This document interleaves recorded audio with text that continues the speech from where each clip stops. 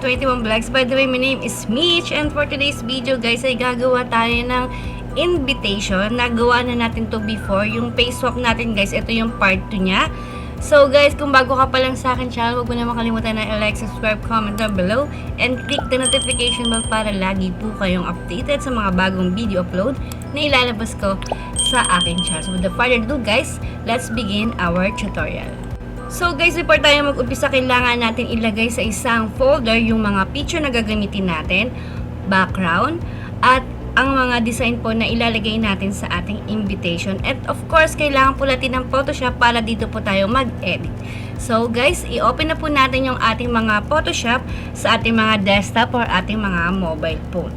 So, ang gagawin natin dito guys ay maliit lang siya na ilalagay natin siya sa Messenger. Bali 4x5 lang po yung ginawa kong size dito na pwede nating ilagay sa mga Messenger kasi yun na po yung pinakauso po ngayon na isa-send na lang nila sa Messenger. Pero ito guys, simple lang po yung invitation na ginawa ko dito.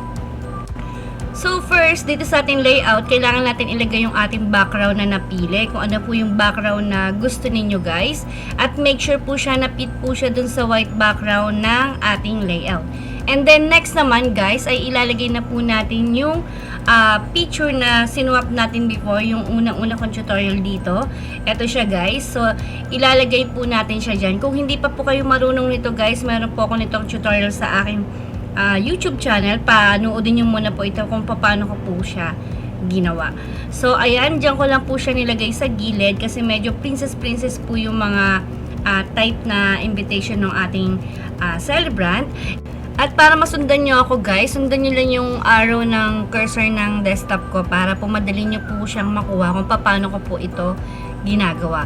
And then next guys, nilagyan ko lang din po ito ng konting stroke at saka ng drop shadow para medyo umangat-angat po yung picture niya at para medyo maganda siya po tingnan dito sa ating layout na gagawin nating invitation. And now, pag okay na yung stroke at saka yung ating drop shadow guys, ay pwede na natin i-adjust yung ating picture kung saan po natin siya pwede ilagay. So, depende sa inyo guys, kung gusto niyo po ilagay sa gitna or sa gilid, pwede naman nyo gawin. Depende sa ayos po ng inyong layout. So, sa akin, gusto ko ganito lang yung style niya, nasa gilid lang siya para yung pinaka-text ko ay nasa pinaka-gilid niya lang din.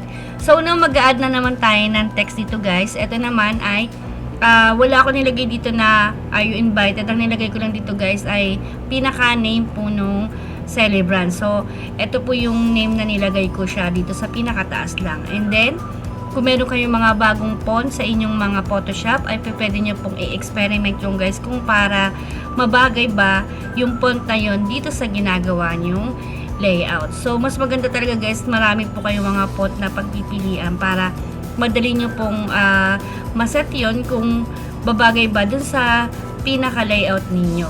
And pwede rin nyo po baguhin po ito ng color na aayon dun sa inyong layout. And now naman guys, ay lalagyan natin ng buhay itong text na to. So, lalagyan natin siya ng 3D. Mini 3D lang guys. So, ang gagawin po natin ay i-right click po natin yung picture na yon. Bago po yun guys, ay palitan muna natin ng kulay to. So, medyo pinkish po yung ilalagay nating color dito guys kasi yun ang gusto ng ating celebrant. Medyo pink po yung mga kulay. And then next, para magawa natin siya ng 3D, ay i-right click po natin itong text na to. And then, dun sa text po na yun guys, pag na-right click nyo na po siya, ay makikita nyo po dun yung blending. And then, lalagyan nyo po siya ng stroke. So, ang pinili ko lang kulay ng stroke dito guys ay color white para bumagay po siya dun sa kulay niya. And then, konting drop shadow. Ni-normalize ko lang po siya para makita ko po yung pinaka-drop shadow niya kung nakakaangat-angat na ba dun sa pinaka-layout na ginagawa ko. Para magkaroon siya ng konting 3D dito sa ating layout ay nilagyan ko po ng check dito yung bevel, emboss, contour, and texture. Dun sa tatlo na yun guys, pwede nyo yung timplahin kasi nakikita nyo habang tinitimpla nyo yun na umaangat-angat konti yung text. So, maganda na timplahin nyo yan guys para malaman nyo kung anong itsura po yung gusto nyong klase ng text. So, ayan na po yung ginawa ko. So, okay na po yan para sa akin kasi ilalagay lang naman po natin siya sa Messenger. So, para ma-copy po natin ito guys, sa keyboard po ninyo, ay click nyo po doon yung CTRL plus J. I-hold nyo po yung para makopya nyo po yung same po na text na ginawa natin kanina. So, eto naman sa pangalawang text, ang nilagay ko naman dito ay turn. Kung mapapansin nyo guys, wala akong nilagay dyan na invited. So, ang ilalagay lang natin dyan ay yung pangalan niya, yung age niya, at kung anong araw po siya magbe-birthday. So, yun na nga guys, ilagay na natin yung age ng ating celebrant. So, 1-year-old pa lang siya. Kung mapapansin nyo, nakaangat pa siya dun sa picture ng ating face swap picture. Ilalagay po natin siya sa pinakailalim. So, ang gagawin nyo lang dito guys, ay makikita nyo po dito sa layer niya, iladrag nyo lang po siya sa pinakailalim na kailalim po ng face swap niya para dun po siya sa pinakailalim niya malagay. And then next naman guys, ay ilalagay natin yung pinaka-picture ni baby dito sa ating layout. Kung mapapansin nyo guys, yung picture niya ay medyo dark pa siya. So ipapalight po natin yung color nito para medyo siya lumiwanag naman dito sa ating layout. Kasi siya yung medyo parang ano siya, nagba-black-black po yung kulay niya. So papaputiin natin siya ng konti dito sa ating layout. So, i-right click lang po natin yung picture. Then, click nyo po yung blending. So, papapansin nyo guys, parang paulit-ulit lang yung ginagawa natin. At tandaan nyo lang yun kasi yun lang at yun ang gagawin lang natin dito sa ating layout.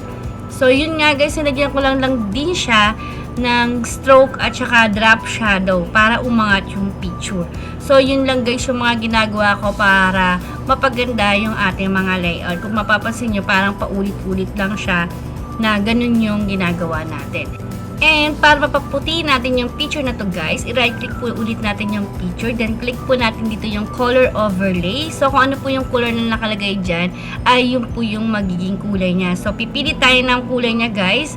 Ang ginawa ko lang dito ay pumili lang ako ng mga light color. Or pwede nyo pong i-click yung picture na face swap at yun po yung ilagay nyong kulay. Then click nyo po dun sa taas yung overlay. Then, timplahin nyo lang guys ng ayon po sa inyong mga panlasa. Kasi kapag the more na sobrang kapal po siya, ay medyo nagyayelo na po yung kulay ng ating picture. So, ayan na. Okay na po yung picture natin guys. At pagkatapos ito ay magdi-design na po tayo sa pinaka-layout ng ating invitation. So, disclaimer lang guys, hindi po ako professional sa pag-e-edit dito sa Photoshop. Itinuturo ko lang po sa inyo kung ano po yung mga nalalaman at mga natututunan ko dito sa paggawa ng invitation guys. So, ayan na nga po. Nailagay na po natin yung ating picture. So, now naman ay ilalagay na po natin yung date kung kailan po magbe-birthday si baby. So, ayan lang po yung nilagay natin guys. Kung mapapansin nyo, hindi ko po siya nilagyan ng you're invited. Kung ang nilagay ko lang po dyan text ay yung kanyang pangalan, yung kanyang turn na kanyang edad, at saka po yung kanyang kaarawan, kung anong araw po siya magbe-birthday. So, yun lang po yung ginawa ko guys na text. Hindi ko na po siya nilagyan ng mga iba.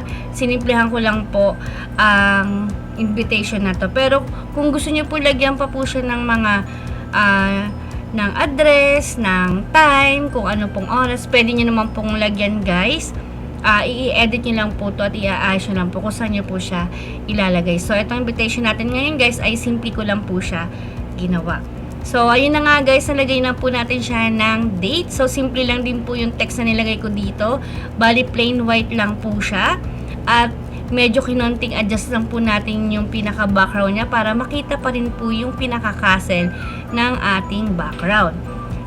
And guys, i-make sure nyo na po na na-adjust nyo na po ng maayos yung mga picture at saka yung mga text ninyo dito bago nyo po siya lagyan ng design. Katulad po niyan, ito pong birthday date niya ay ina-adjust pa po natin siya para ma-eksakto lang po siya dito sa ating layout.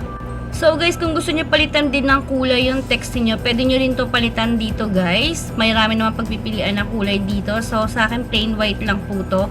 At lalagyan lang din natin siya ng konting stroke na black para mag-highlights po yung pinaka special date ng ating celebrant. So yun nga, kung ano yung ginawa natin kanina, ganun lang din yung gagawin natin dito para malagyan po natin siya ng stroke at saka drop shadow. I-right click lang po natin yung text and then hanapin po natin dito yung stroke at saka yung drop shadow, then ititimplahin po natin na ayon sa ating gusto na kulay. So, ayan, na-adjust na po natin siya guys. So, now naman ay lalagyan na po natin siya ng konting design para magkaroon po ng konting buhay yung ating invitation.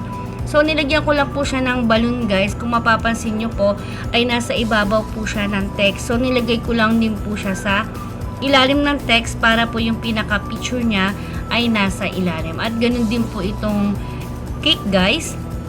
Kung mapapansin nyo ay nakatabingi siya. Bali, ihaharap ko po siya mismo dun sa celebrant para nakalagay po yung pinaka-gift niya dun mismo sa kanyang picture. Kung mapapansin nyo guys, may mga maliliit na papel dyan na iba-ibang kulay. Buburahin po natin yan.